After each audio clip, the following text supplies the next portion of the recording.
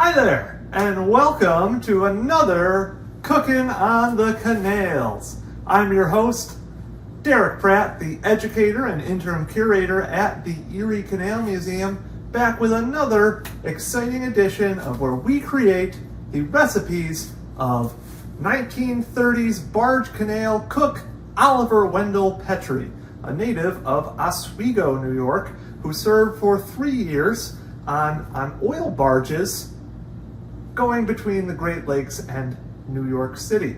I am pleased to announce that on May 15th, we opened up our Erie Eats exhibit in our temporary exhibit space in the Waylock building. I encourage you to come down and check it out. We will also be coming out with a virtual exhibit soon, and you can actually see Oliver's cookbook on display.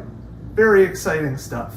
And there's an entire panel almost devoted to him with a touch of information about FDR on the canals and his connection to its food history.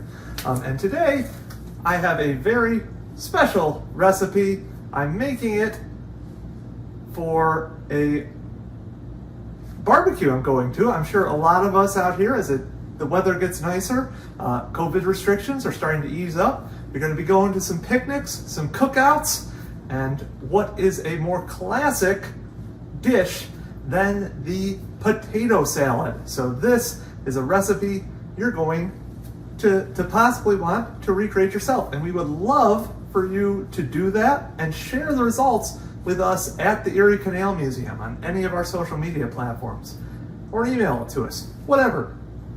However you want to do that. We're going to make potato salad. This particular potato salad I'm making for my SU Museum Studies graduate programs, kind of celebratory get together because we're graduating. Yeah. So congratulations to everybody in the class of 2021, both Syracuse University and everywhere else. So let's get started, shall we, on this recipe. It's an easy, quick one. It's not like those other ones we had over the winter that required me to turn on hot ovens and stoves. No, this is all nice, cool stuff. Also, if you're a vegetarian, this isn't kind of that asterisk vegetarianism that I discussed in the previous one on that oyster stew. No, this is full blown. All of these are vegetables pretty much. Yeah, so anyway, we've got 4 cups of diced potatoes. And the first thing we're going to put in, I was really confused by this part of the recipe at first. It called for 3 tablespoons of salad dressing. And I was like, salad dressing? That's a weird thing. I called up my mom. She explained to me that apparently mayonnaise is considered a salad dressing. So we've got 3 tablespoons of mayo here. And I have been told that might not be enough mayo, but you know, when you're making this at home and how I'm going to be making it here, if the recipe doesn't seem right, you can change it up as you see fit. That's how Oliver no doubt would have done it. You know, cooking is of course a lot of trial and error. So we've got our mayo in there. Next up, we're going to have a 1/4 cup of diced cucumbers going in there. Then 2 tablespoons of green pepper. All right, and this is made in our lovely Syracuse, one of our many Syracuse China bowls here. Syracuse China, of course, a staple of Syracuse's canal side industry, established in the 1800s by W.H. Farrar. It eventually combined the arts and crafts movement with fine china, producing some of the world's best china for almost a century. But anyway, moving on from there, we've got 2 tablespoons of onion, also in a lovely Syracuse China bowl. 2 tablespoons of celery. Then we're going to toss in a half cup of peas, which we have boiled beforehand for about a minute. We blanched them. All right. Next come our spices. So we've got a 1/8 of a teaspoon of black pepper here in our black button distilling glass. Toss that in. Uh-oh. Oh, I got stuck on my mayonnaise spoon.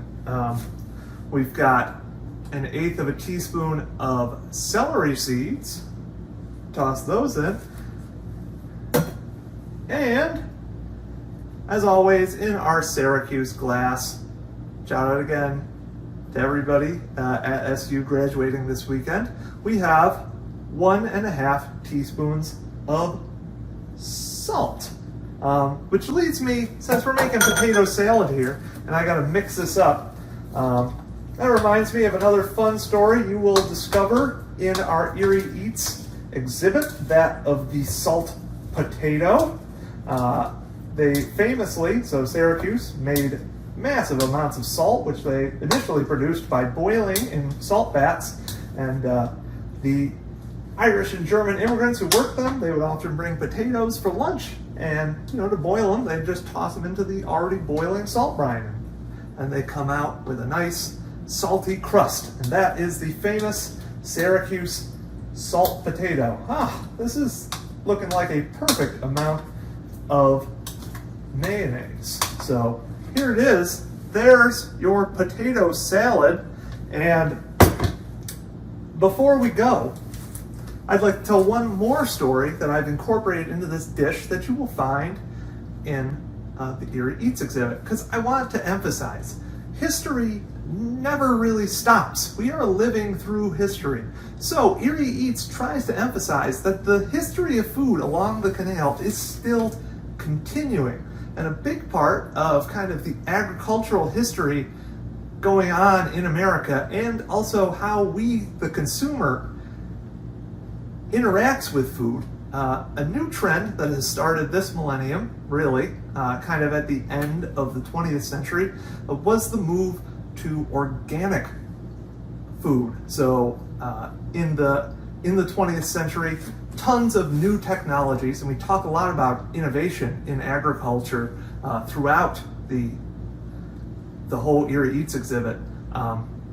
Eventually, some of the new innovations to increase crop yields, increase livestock yields, often became somewhat controversial. We started creating genetically modified organisms using pesticides. And in some cases like DDT, those were very harmful for the environment. So a movement began late 20th century to get more foods that use less of these artificially modified foodstuffs.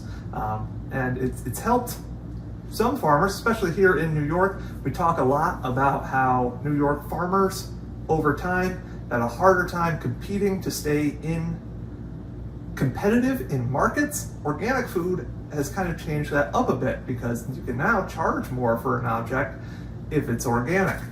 So as many ingredients as I could here, I got from the organic section in Wegmans, who generously donated a significant amount of funds for us to purchase these ingredients. So thank you very much to Wegmans, and as always, I need to thank the Petrie family for sharing this wonderful artifact that was Oliver Wendell Petrie's cookbook with us, and I would like to thank our Erie Eats sponsors, the Erie Canalway National Heritage Corridor and the William G. Pomeroy Foundation. Thank you very much, and I hope we'll see you at the Erie Canal Museum checking out our new Erie Eats exhibit. So, have a good day.